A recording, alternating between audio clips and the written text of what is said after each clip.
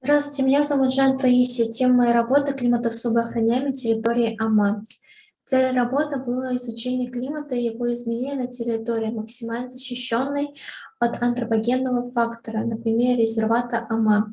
На основе анализа метеорологических данных и опроса местного населения, проживающих на примыкающей к резервату местности.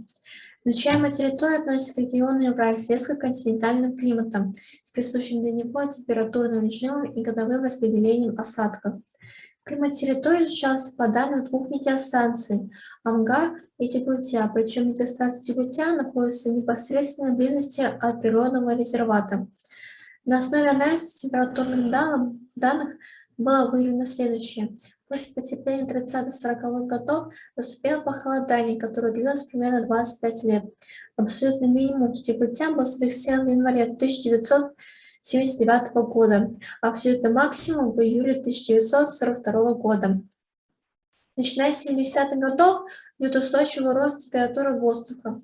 На обеих станциях 2020 год был зафиксирован как самый теплый год. За последние 30 лет средняя температура воздуха в Амге выросла на 1,3 градуса Цельсия, в Тегуте на 1 градус. Как видно из графиков, зимние температуры растут более интенсивно по сравнению с летними. Также на метеостанции было отмечено постепенное увеличение количества осадков. При этом только за последние десятилетия среднегодовое количество осадков в Тегуте выросло на 29 мм.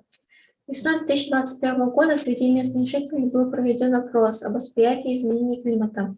Все опрошенные жители отметили, что климат изменился, но большинство считают, что он потерпел несильные изменения.